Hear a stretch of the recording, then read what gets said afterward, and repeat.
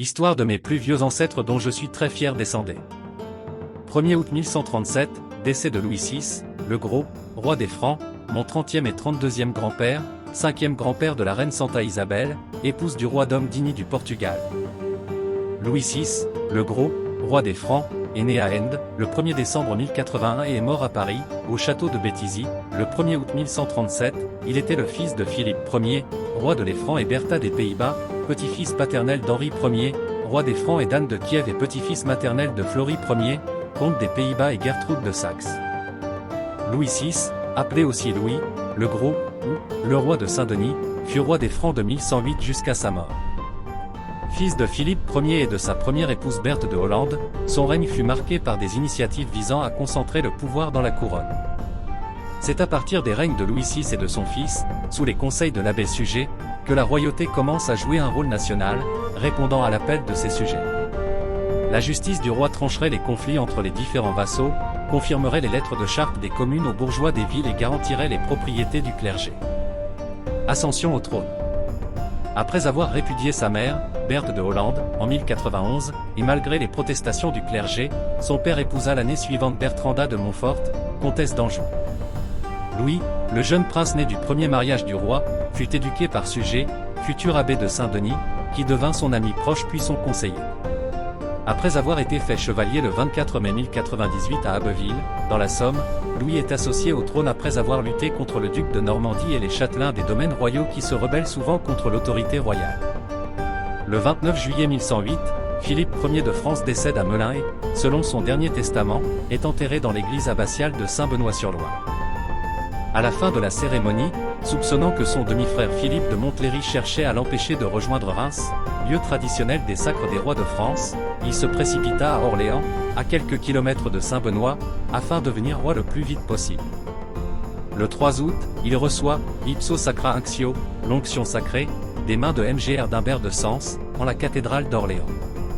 Craignant une perte d'influence de Reims, l'archevêque de cette ville contestera plus tard la validité de la consécration, mais le nouveau roi est déjà couronné. Règne. Louis VI passa la majeure partie de son règne à lutter contre les nobles brigands qui abusaient de leur pouvoir seigneurial et militaire pour terroriser la population et diminuer le pouvoir royal. Dans la même ligne politique, il encourage les mouvements communaux, les associations professionnelles sociales ou religieuses. À partir de 1110, elle accorde divers avantages fiscaux aux habitants des villes et le droit de s'administrer sous la direction d'un magistrat. En 1111, il combattit contre de nobles voleurs, comme Hugo de Puiset, au sein du domaine royal. Le dimanche des Rameaux 1115, il était à Amiens pour soutenir l'évêque et les habitants dans la lutte contre leur compte. Accompagné d'une armée pour aider la bourgeoisie à encercler Castillon, forteresse dominante de la ville d'Amiens, d'où partaient les forces départementales en expédition punitive, une flèche transperça la côte de maille du roi, et celui-ci finit par repartir sans vaincre le siège de la ville. Tours qui avait la réputation d'être imprenable. Après avoir entamé une nouvelle expédition contre le noble voleur de Saint-Brisson-sur-Loire, Louis tombe subitement malade au château de Béthisy-Saint-Pierre, entre Senlis et Compiègne. Il mourut le 1er août 1137 d'une dysenterie apparemment causée par une suralimentation qui le rendait obèse. Son fils Louis VII de France, mais 29e et 31e grand-père, lui succéda, qui aurait préféré suivre la vie monastique. Famille et descendance. Les deux premiers mariages de Louis VI. Le premier mariage de Louis VI fut avec Marie de Breuillet, sans descendance. En 1104, Louis VI aurait épousé Luciana de Rochefort, fille de Guy Ier de Rochefort, sénéchal du roi Philippe Ier de France. Il n'y avait pas non plus de descendants de cette union. Ils se séparèrent en 1107. Il se peut qu'il l'ait répudié, qu'il annule le mariage ou qu'il ne se soit même pas marié, l'existence d'Isabelle de França étant incertaine. Le 4 mai 1115, Louis VI se marie à Paris avec Adélaïde de Savoie, mais 30e et 32e grand-mère, fille de Gisèle de Bourgogne et d'Umberto II de Savoie. Elle avait Philippe de France, décédé des suites d'une chute de cheval. Louis VII, roi des Francs, épousa Aliénor d'Aquitaine, mais 29e et 31e grands-parents. Henri de France, évêque de Beauvais et archevêque de Reims. Hugo de France, mort jeune. Robert Ier de Dreux, comte de Dreux et du Perche, marié à Agnès de Baudement, dame de Brême.